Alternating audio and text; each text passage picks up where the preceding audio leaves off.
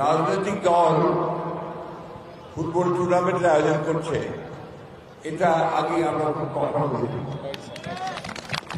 সুতরাং এটা আধুনিক রাজনীতি, একটা আধুনিক চিন্তা, এটা বোঝা যায়। সেই চিন্তা আমাদের দলের ভারপ্রাপ্ত চেয়ারম্যান দ্বারা তার, আমি সেই জন্য তাকে আমি ধন্যবাদ, কৃতজ্ঞতা জানাচ্ছি। একই সঙ্গে এই ফুটবল টুর্নামেন্ট যারা আয়োজন করেছেন, কাজ করছেন, তাদের সকলকে আন্তরিক ধন্যবাদ, মোবারকবাদ জানাচ্ছি। আমি যতটা বুঝতে পারি যে আমাদের ভারপ্রাপ্ত চেয়ারম্যান তারেক রহমান সাহেবের মূল উদ্দেশ্যটা হচ্ছে তরুণদের, যুবকদেরকে তিনি রাজনীতির একই সঙ্গে যে ক্রীড়াঙ্গনে তাদের যে পরিচালনা থাকা উচিত এবং এর সার্বিক যে সংগঠন, আয়োজন এবং খেলাধুলার যে বিষয়টা সেটাতে জড়িত হওয়া উচিত, এটাই ছিল তার মূল লক্ষ্য। অর্থাৎ সত্যিকার অর্থেই তারেক রহমান সাহেব যে বাংলাদেশ নির্মাণের স্বপ্ন দেখেন, যে কথা তিনি বারবার বলেন যে তিনি একটা সত্যিকার অর্থেই একটা অগ্রসর, সমৃদ্ধ, অত্যন্ত আন্তরিক একটি বাংলাদেশ নির্মাণ করতে চান। সেখানে তরুণদের ভূমিকাটা হচ্ছে সবচেয়ে বড় ভূমিকা। আমরা সম্প্রতি দেখেছি যে ভয়াবহ যে ফ্যাসিস্ট যে সরকার, তাকে উৎখাতের সবচেয়ে বড় ভূমিকা যারা পালন করেছে তারা হচ্ছেন ছাত্র এবং জনগণ। দীর্ঘ 15 বছর এই আওয়ামী লীগ ফ্যাসিস্টরা তারা বাংলাদেশ শাসন করে ফ্যাসিস্ট কায়দায় সমস্ত প্রতিষ্ঠানগুলোকে নষ্ট করে ফেলেছে। এই ক্রীড়াঙ্গন তার একটা বড় উদাহরণ। এবং এই ক্রীড়াঙ্গনকে কোনোদিন ইতিপূর্বে কখনোই দলীয়করণ করা হয়নি, তারা এটাকে দলীয়করণ করেছে। যার ফলে আমরা পত্র পত্রিকায় দেখেছি যে সমস্ত মেধাবী, ভালো, ট্যালেন্টেড যে সমস্ত খেলোয়াড়রা ছিল তারা কখনোই সেই সুযোগ পায় না। আজকে আমি এখানে রাজনীতির কথা বলবো না।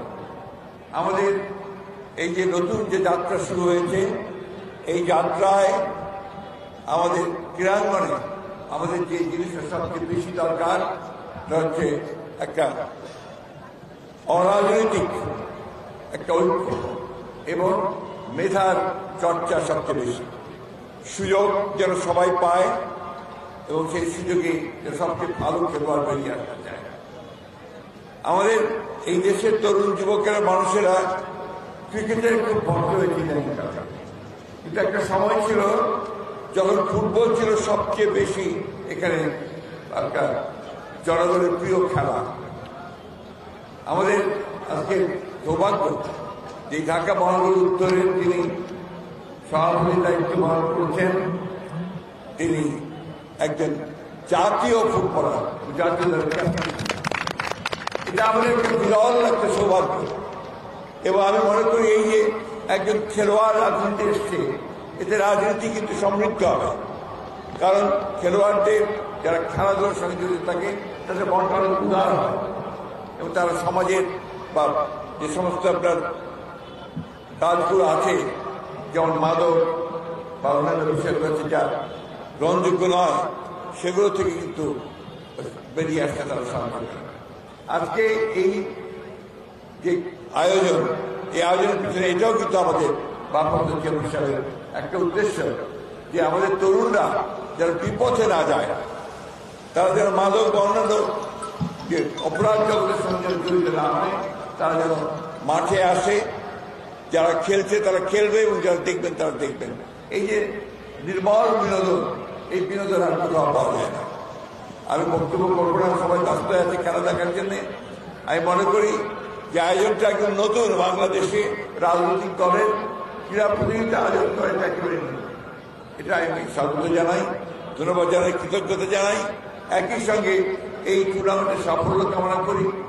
আর একটা জিনিস বলে শেষ করতে চাই, যে দেশটা আমাদের, এই মানুষ আমাদের যে দলের প্রতিষ্ঠাতা, যার নামে আজকে টুর্নামেন্ট চলছে, শহীদ মুজিবুর রহমান, তিনি কিন্তু একেবারেই এই দেশের সাধারণ মানুষের একজন নেতা ছিলেন এবং তিনি সমস্ত পরিবর্তন করে নিয়ে এসেছিলেন একদলীয় শাসন ব্যবস্থা থেকে বের করে। তার সময় কাজের যথেষ্ট উন্নতি শুরু হয়েছে। আপনি জানেন যে আমাদের ভারপ্রাপ্ত চেয়ারম্যান তারেক রহমান সাহেবের ছোট ভাই, আপনারা জানেন, আরাফাত রহমান কোকো, তিনি ক্রিকেটে একটা বিশাল ভূমিকা রেখেছিলেন এবং ক্রিকেটের বর্তমান যে মানুষের যে উৎকর্ষতা সাধন হয়েছে, তার ভিত্তি, তার যে স্ট্রাকচার, অবকাঠামোর ভিত্তি কিন্তু আরাফাত রহমান কোকো সাহেবের হাত দিয়ে হয়েছিল, অস্বীকার করার কোনো উপায় নেই।